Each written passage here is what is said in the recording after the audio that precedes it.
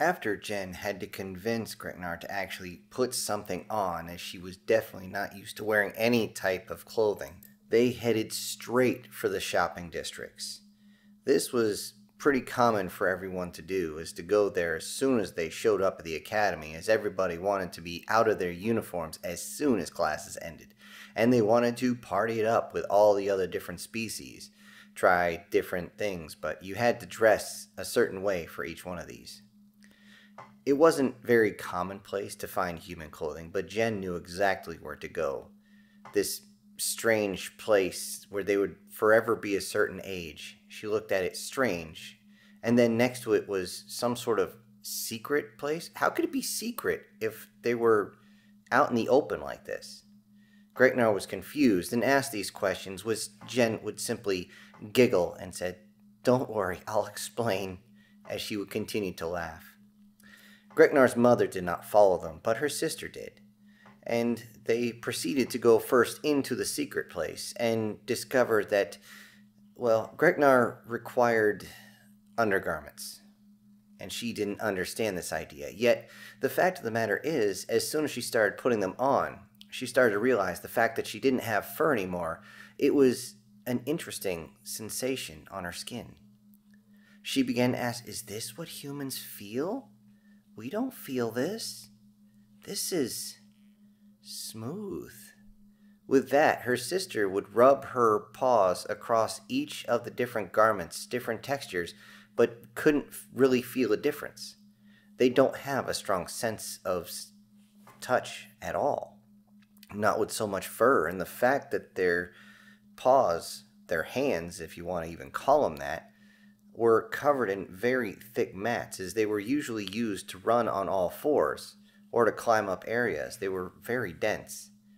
The fact that Grecknair now had thinner skin and much more nerve endings gave her a chance to actually feel the sensations. Although more than once, Jen had to pull Grecknair's face out of the different garments because this was making a scene, as she was trying to feel the different fabrics. "Don't worry, you'll have a chance to try each one," Jen would say. "Just calm down." She then had to explain how it was important that she understand modesty for humans. It was not uncommon to see a woman being unmodest. In fact, over on Earth, it was very common to see women walking around with barely anything on. This was because many of them had gotten so used to their own skin after so many years of looking at their physical best that they simply would show it off. Models were pretty much out of work thanks to CGI, but it was still very common for women to try and seduce pretty much any man they wanted by showing as much as possible while still holding just a little bit to themselves. She had to explain this several times, as Grecknair and her sister did not understand this at all. Grecknair simply returned, "Don't they just go into rut? That's what we do. We have a mating season. Don't humans have a mating season?" Jen looked at them strange and said, "Mating season? No, they don't. They just don't have there is no season. It's all the time." "What?" they both said simultaneously. That can't be right." "It absolutely is. We are pretty much down to mate whenever we feel like it." The two girls looked at each other. The humanoid cat and the humanoid cat both stared each other in the eyes, having to look either very much up or very much down to try and give the same look to each other. But it was the same look of confusion. Trying to dodge the subject, Jen actually asked Grecknair why she chose to be in that particular design, why she kept her tail and the ears and everything. They could have moved her completely into human shape if they wanted. The medical technology for humans in this area was incredible. It had evolved to a point where anybody could transform themselves into anything, although transforming them back was almost impossible without doing severe cellular degradation.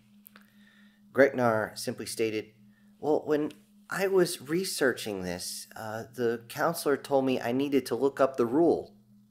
"What rule?" "She called it rule, it was a number, 33, 34. Yes, she said I needed to look this up to see what would be most aesthetically pleasing. Jen actually froze right there. Rule 30, aesthetic, I, wow. Okay. She then looked Grecknar up and down and realized that her curves were very defined yet very delicate. Her skin was perfectly smooth, no blemishes, no fur or anything like that. She even saw that Grecknar had removed all the fur except for her tail and the hair on her head. Of course, her eyebrows as well, too. This suddenly made her think, maybe I should go through a little bit of this, too. You mean you haven't? Oh, no. Except for rejuvenation. I haven't, Jen said. I'm only 31. What? Both the girls said in unison again. Yeah, I'm actually pretty young by human standards. 31 human year. They started doing the math in their head, both of them seemingly moving their digits to try and calculate how old this might be. For a fourth, this was actually very old. This would be beyond middle age. Actually, they would be considered almost grandmothers at that age, as the human years were much larger than the forced. Oh, wow, is pretty much all they could get out. So let me ask you this in particular, Jen asked. What made you, what part of Rule 34, I mean, I'm sure it was disturbing for you to watch. Grecknar blushed, visibly flushed her cheeks, and then tried to turn away with a strange grin. And she said, well, it wasn't all bad. It was kind of stimulating as she stood there, visibly moving her hips sideways a little bit, trying to move a little bit in a way that showed her shyness at the whole idea. Oh, I see, Jen would say. I see, okay. They continued to go on to their shopping and eventually spent a lot of money in the wonderful secret undergarment store, and then moved on to another store that was very similar, but instead had things like bathing suits and things of that nature. It took them a long time, and Jen, and of course Grecknar's sister, would dress her up like some sort of doll, have her check several different outfits, see what actually fit. It didn't take long to actually find their size, as the one in charge of the store would actually come up to Grecknar and actually measure her, and then get a little jealous at the certain proportions that she had, as Grecknar's waist was incredibly thin for her size, and where she had to need curves, she definitely did have them. Along with that, one of the folks measuring her actually said, "You're not supposed to have these," grabbed Grecknar's tail and yanked hard. This was enough for Grecknar to actually screech in pain, and her sister to actually knock the receptionist back. The receptionist was like, "Oh my God, that's real!" as the tail began to flip back and forth. I'm sorry, and immediately would go away, getting a different receptionist to help them out. This was enough that Jen would take more care at this whole thing, realizing that pulling on a horse's tail was actually quite painful. About as painful as grabbing onto someone's ear and yanking very hard. In this case, she didn't know if Grecknar's new ears had that same issue as human ears, but she wasn't going to test it. Instead, they finished up treating her like a little doll and seeing how beautiful she actually was in limited clothing, and then moved on to more external wear, also moving to where she could get shoes, although watching Grecknar attempt to walk in heels was a riot and a half. She simply kept falling over again and again and again, in some cases actually bruising that porcelain skin of hers. But it was strange. Grecknar's sister didn't say anything, but her jaw was wide open as she saw the skin begin to get blue and then purple, and then back to blue and then back to white within a minute. She couldn't believe how fast the body was healing itself. Jen had to explain that this was one of the things that they did. Grecknar is now a regenerator, like all the rest of them. She doesn't need to be hit with 0-point energy for this to happen. They figured out how to make sure it's automatic. But she is going to get very hungry, and as soon as they're done shopping, they're going to lunch. But they need to do one thing at a time. As they went into their forever store, they continued to try on different clothing. Along with that, they tried to aim at more of the high-end stores, but there was only one. And what they charged for one of their quote-unquote elegant dresses was more than any of them were willing to spend. With that, they kept to the casual clothes. And about halfway through of showing Grecknair being dressed up again like some sort of walking, talking China doll, she asked, "Would this be something Larry would like?" As she again squirmed as she was uncomfortable asking the question. Jen kind of giggled and turned. "Well, he's more practical. He doesn't really care for all this fancy stuff. When I met him, it was at a strange formal, and he said he hated wearing the formal clothing. I mean, come on, you've seen him. He's a t-shirt and jeans guy." She said this with almost a sneer on her face, as though it was a strange faux pas to not want to dress yourself up anymore. It seemed to everyone there that humanity had reached a level of vanity that was, well, beyond most other species' comprehension. And they would be right. But they continued to move on, getting a couple sets of shoes, socks, some shirts, pants, a couple of dresses, and so on. And eventually, they finished enough, all of them carrying very large bags. The highlight of it was when Grecknair's sister wanted to try on some of the clothes herself. She could barely fit into it, considering her size, and yet she did seem to wear it quite well. The only issue is, most of the clothing was not designed for anyone with a tail, so wearing the pants meant that she didn't have a choice, had to wear low-rider jeans, and then complained the whole time how difficult it was to move in them. Then they tried to give her a skirt, which was able to, well, zip most of the way back up, and then had kind of a flap. This was enough for the tail to stick out, and this happened to be the only piece of clothing that she purchased. As they're so used to wearing simple loincloths, having a long dress like this could be considered formal wear. Even though she wore nothing on her top, this would do. And she was very happy about this, so much that she actually started to purr a little bit. With that, even Grecknair looked at her like, "What are you doing?" As they eventually left with all their bags and headed to the food court area, they found themselves slowing down because they had to slow Grecknair. She was about to take off at a full sprint as she started to sniff into the air. "What is that wonderful emanation?" she thought as she actually began to drool. Jen reached over with a small handkerchief and wiped her mouth and said, "It's not polite for humans to drool." With that, Grecknair's sister sniffed the air and said, "It smells good, but it's not that good." "But I've been smelling this the whole time. Do you not have your sense of smell anymore?" With that, Jen went, "Well, I can barely smell it at all. I think the fact that the naval capacity is just a little shortened. You got to remember, she's not as big as you anymore. So all those sensors, all those nerves, they are either more condensed or they're just not there." Grecknair seemed to be a little put down at this, but she didn't really let it bother her too much. Eventually, they went in and got themselves something fairly simple to eat.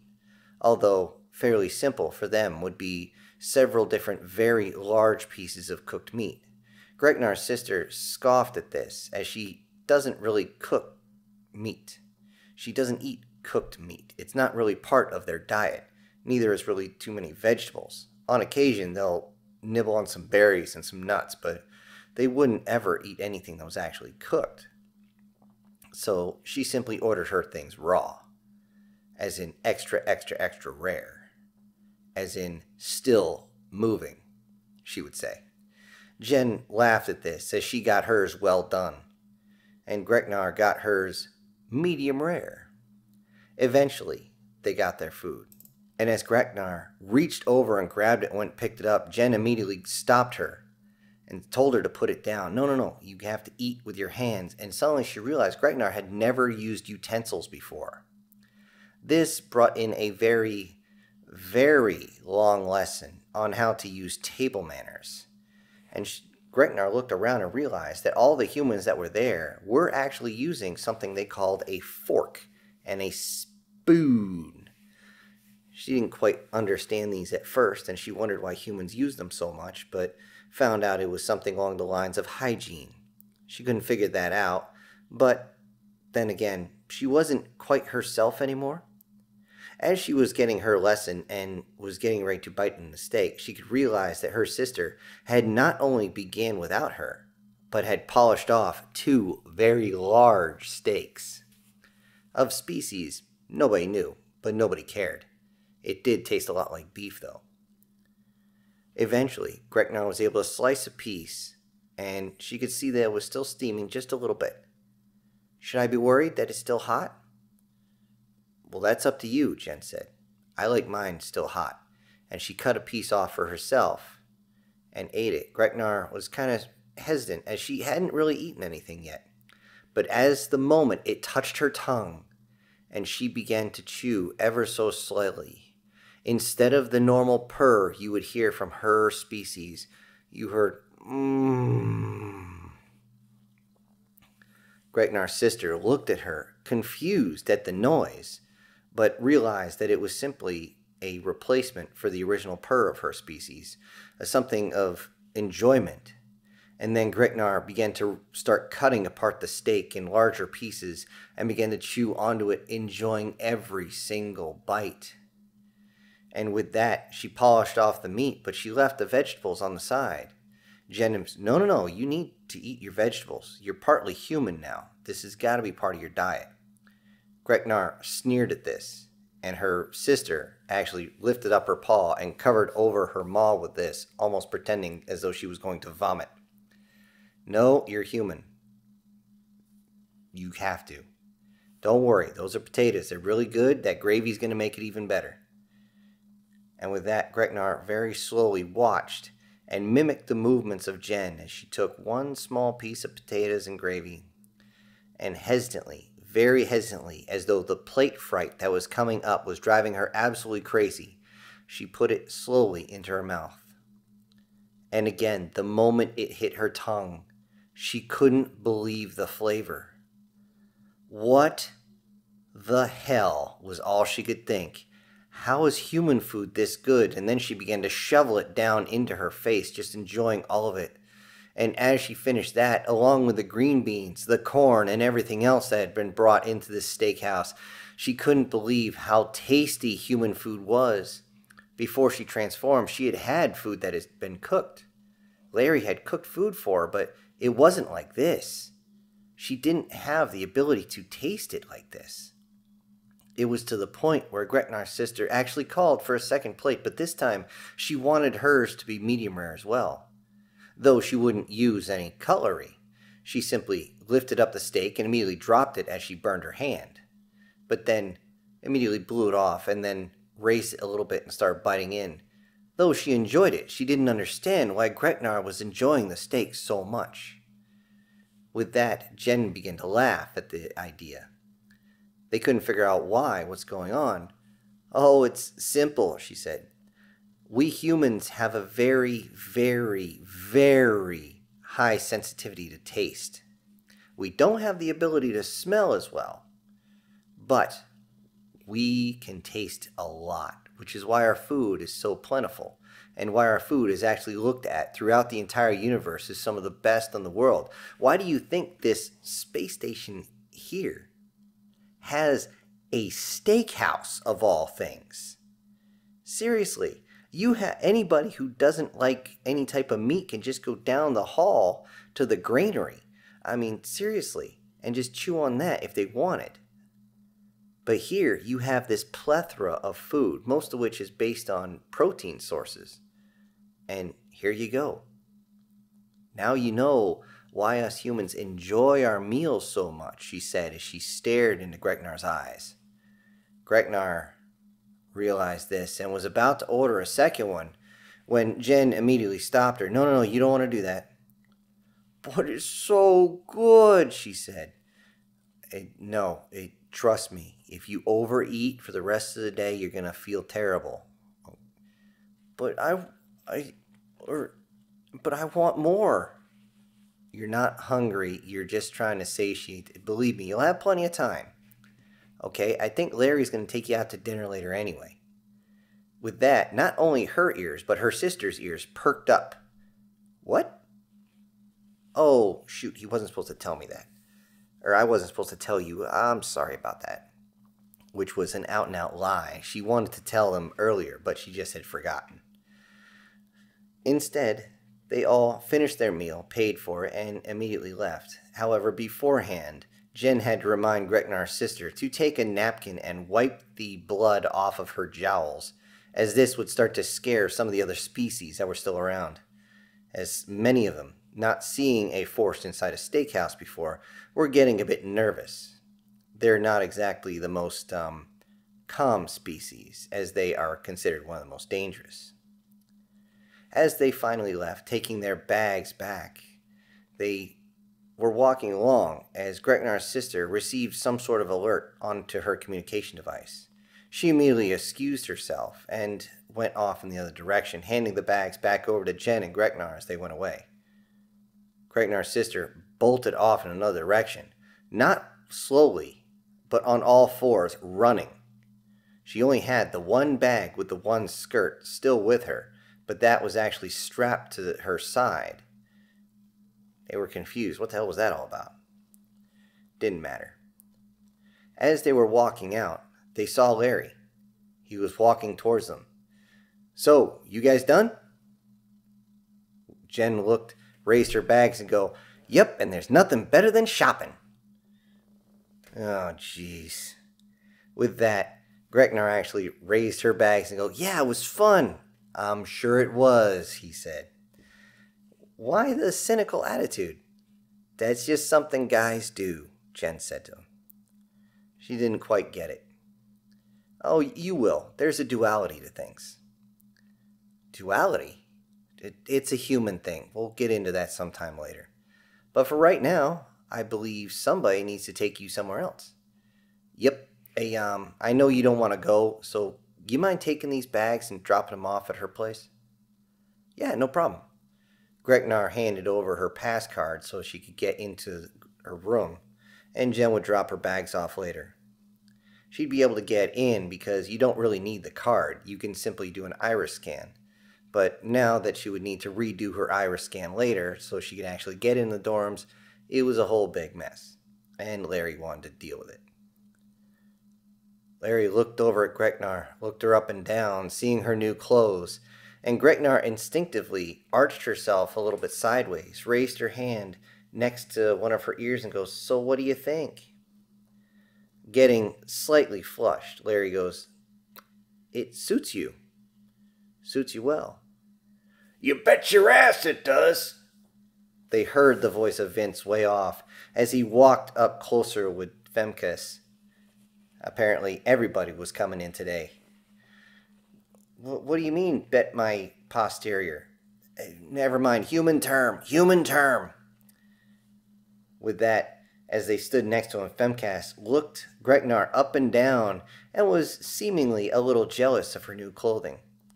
Apparently, Vince and Femcast were coming to do a little clothing shopping as well once they heard that Grecknar had her change done. And Femcast was actually contemplating doing something very similar. Although Larry looked at Vince with a little bit of ire in his face, he knew that if Femcast changed too much, she might turn Vince off a little bit. After some quick pleasantries, they began to separate. Vince and Femcast went more towards the clothing areas, though they would stop for lunch, and Larry and Grecknar headed over to another area, an area that Grecknar almost didn't even notice.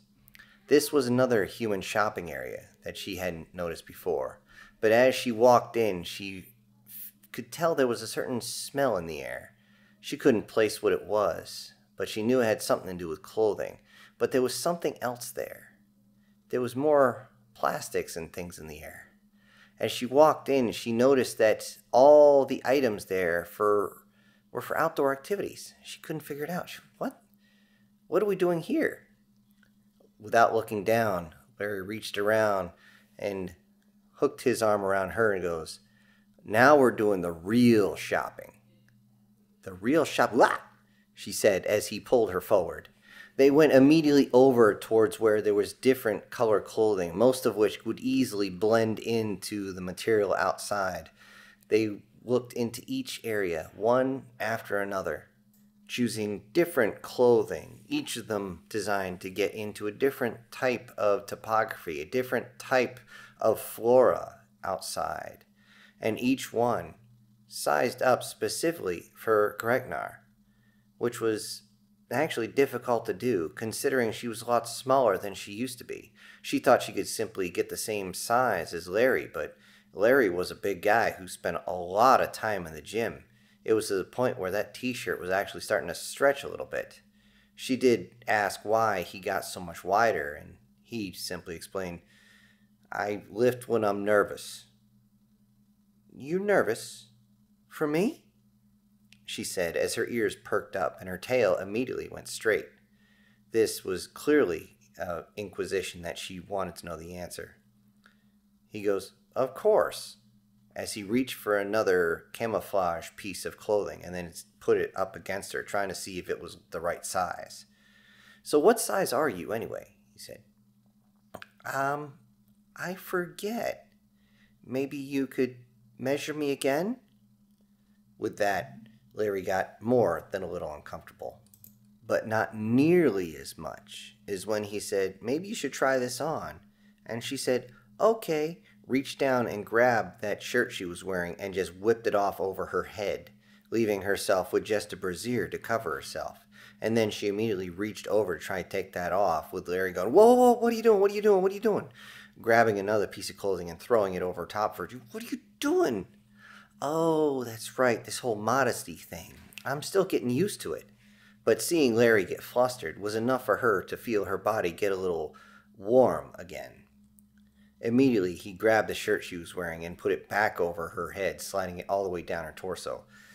"Whatever, you'll fit into this." Being, again, still flustered, he grabbed the clothes that he had sized up by pressing against her, and then immediately got her some boots and some face paint and a few other odds and ends. But that was not what really got her attention. What got her attention was when they moved into a certain area and she saw mannequins covered in the same material that she had gone against him with. He had worn this ghillie suit and was sitting there waiting for her when he shot her in the ass. She immediately felt a bit uncomfortable reliving the idea as she swayed a little bit side to side and slightly rubbed next to her tail where she had got plugged before, kind of reliving it. Larry noticed this and said, "Don't worry, I won't bruise your ass." Then suddenly realized what he just said, and she looked at him, not understanding why he all of a sudden stuck his head in his hand, but was like, "Okay, that's interesting." But then they went and commissioned a ghillie suit to be made for her size. He was very specific on the type of ghillie suit they wanted, along with a different type of tarp that they would be wearing that would be meshed in with the ghillie suit, one that they could spread across the ground so they could mix in with the surrounding material. She was amazed at this. He took so much care picking the right one, making sure it fit correctly. And now he was making sure she could ambush. She suddenly realized why the humans had gotten so good at being ambush predators, as they took so much time in preparation to make sure that they were ready. But this wouldn't be the only thing. He reached up and grabbed a strange bar that was wrapped up in a type of wax paper and simply said, "Yep, you're going to need this too," and dropped it into the basket she was carrying. "What's that?" "Scent blocker." "Scent block? That's why I couldn't find you." Larry looked, didn't say anything, but he had a smirk on his face, one that said, "Yep, and that's why you almost stepped on me." With that, they finished up their shopping and headed back. This time, they headed back toward the dorms so that Grecknair could put all her things away. As they got there, Grecknair actually invited Larry inside.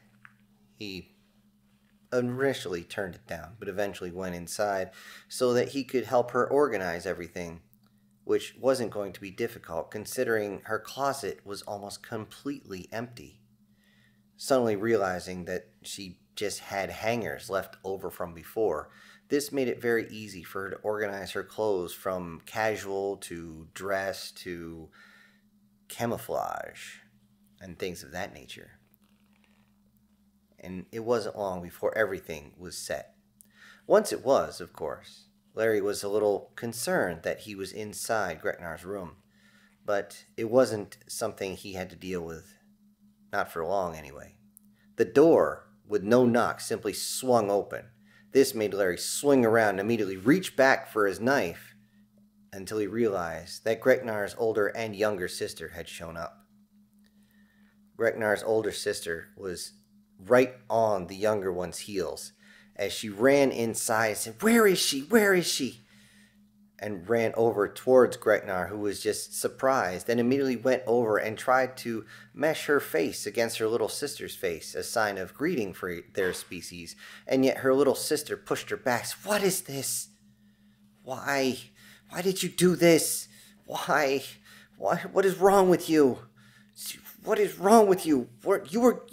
You were great the way you were. You were beautiful the way you were. Why would you do this? I'm embarrassed by you. Do you have any idea how bad I get picked on because of this?"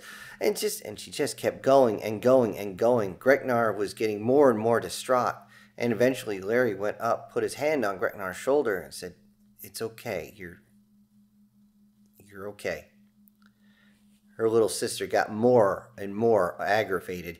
"You don't say anything. You're the reason for this. I can't believe you would do this." And she pulled her hand back and swiped at Larry, this time slicing into his shoulder, cutting right through his shirt, into his flesh. He didn't flinch, not for a moment, as the blood sprayed across the floor. The red started to seep in through his blue shirt, and it began to spread more and more and more. He had a solid death glare as Grecknair's older sister reached up and tried to restrain her younger sister. "That's enough, that's enough," she kept saying, and yet the younger sister was still going absolutely crazy. Grecknair, realizing how much trouble this had caused, started to actually cry. Her tears started going down her face. This seemed to piss off her younger sister even more. See, you're acting even more human. You're not my sister anymore. I can't believe you. You,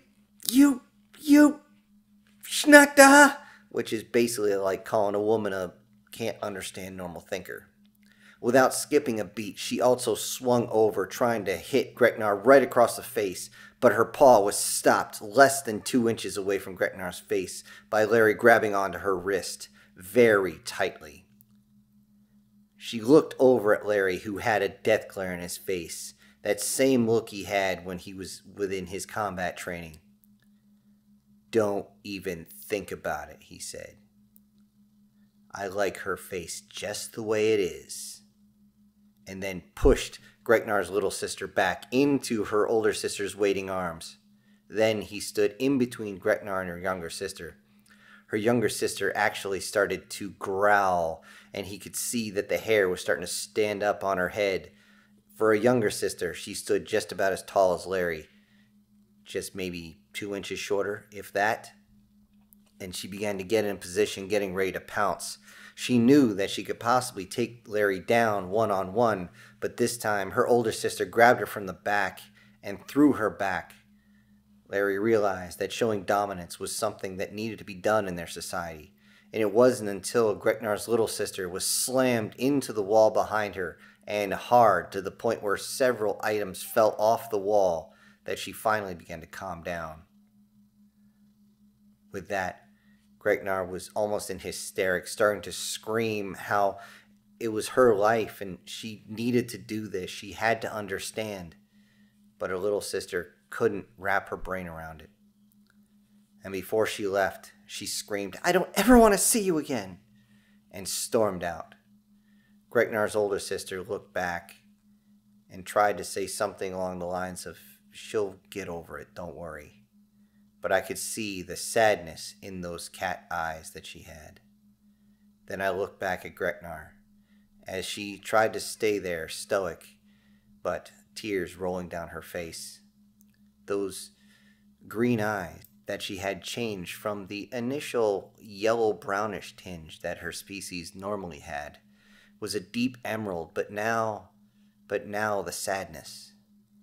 Larry went over, not even caring about the blood that was still coming out of his body, as he reached over and gave her a hug, shoving her face into his chest and just holding her as she shook, as she realized that not only her father was upset with this, but her sisters as well. And in their culture, because the females are such a tight bonded group, being ostracized from the group is tantamount to being left on the curb by your entire family, abandoned by your family, excommunicated from the church and all other things. If you're pushed out of your pride, you might as well end yourself, as you will be alone forever. The only way possible is to be picked up by another pride, but most of the females would reject her, treat her as an outcast, even if the male that was ahead of that pride was able to take her into his, well, bedchamber, for lack of a better term. This was something she just had a lot of trouble holding herself. As she sat there shaking and crying, Larry pulled out his phone and began to type in with his free hand. The pain from the slice in his shoulder was really starting to get to him, but his own healing was starting to happen. He could feel it, but the nerve endings had been damaged a little bit, so it was going to take a little bit longer to heal over. The tight lacerations that were there were just done bleeding, but they would take a while to actually close and seal. 20 minutes later, Jen was there screaming, "What happened?" As the door was still open, Larry was there still holding Grecknar, who had not stopped crying the entire time. Jen came over, and as she went over to hug Grecknar to see what was going on, she realized that Grecknar was covered in blood. She started to freak out at the idea. "Did you hurt her?" Then she looked over and saw that the claw marks were on him, and that blood was not hers. With that, Larry wanted to stay, wanted to help, but he simply said something that he had remembered from a long time ago. I'd love to stay here and help this out, but one thing I'm not is a counselor. With that, Jen just replied, saying how she has this and that he should go away. And then on his way out, Larry said, "Well, how about you just take her to the bathhouse? You always feel better after that." With that, you could see a look in Jen's eyes at the realization of, yes, that might help. And then she asked Grecknar if she wanted to actually go. "I've never gone to that before."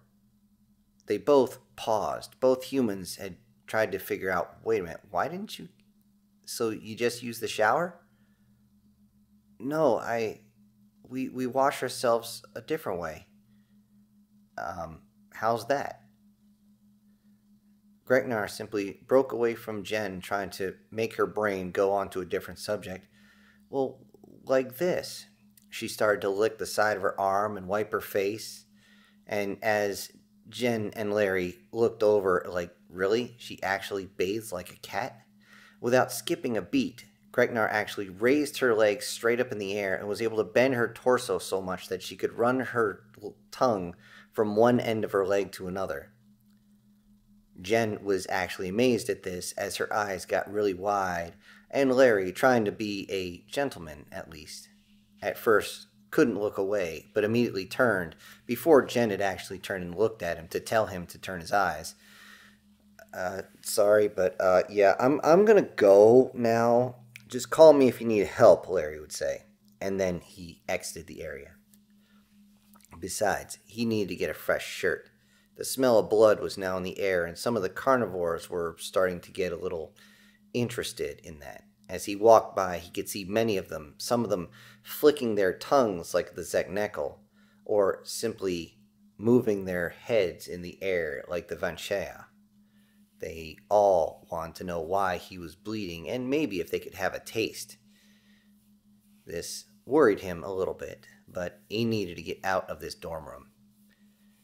Eventually, Jen got Grecknair towards the bathhouse. She had to actually instruct her one way to another to actually how to use it, and show her that she now had a much more human or Terran type body. Now she would actually sweat like a Terran does. She had to understand that she had to deal with human hygiene now.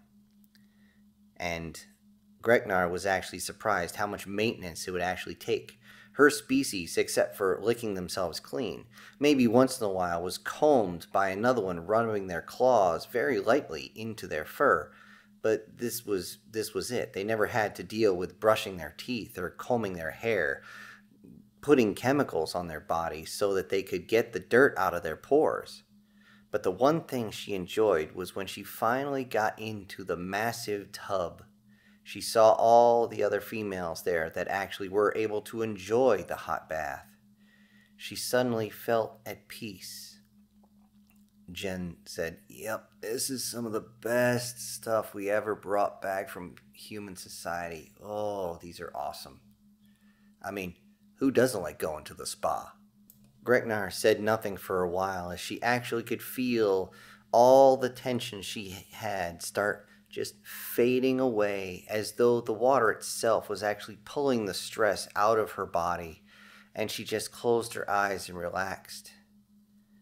And as she sat there and just let the water do what it does, she looked over a little bit, cracking her eyes open, looking at the other females, most of which were human, that were in there, or humanoid, as she realized that this was just a pleasant experience that they could all share. Yet, she had a question. She turned over towards Jen and asked, "Well, if humans have this thing about modesty, why are you all naked in here?" Jen kind of cracked a little bit of a smile and said, "Oh, well, we're all female in here." "Oh, so I couldn't have Larry in here with me?" No," Jen said, seemingly just flabbergasted at the idea. "Well, what if I want him to join me in the bath?" This was something that made even Jen blush, quickly trying to change the subject. She asked Grecknair, "So where did you guys go after we separated?" "Oh, we went to get clothing that was, could blend in. I think he called it camouflage." Camouflage, Jen told her. "Yes, in some sort of suite. A ghillie suit." "Oh, this is going to be... You have a strange language," Grecknair said. "Well, what was that for?" "Oh, he didn't tell you," Jen said. "Tell me what?" "Starting tomorrow, he's going to train you." "Train me to be what?" Grecknair was suddenly very curious, with her ears perked straight up. Jen grinned a little bit, almost a nefarious type grin, said, "Oh, he's going to just teach you how to be a true ambush predator."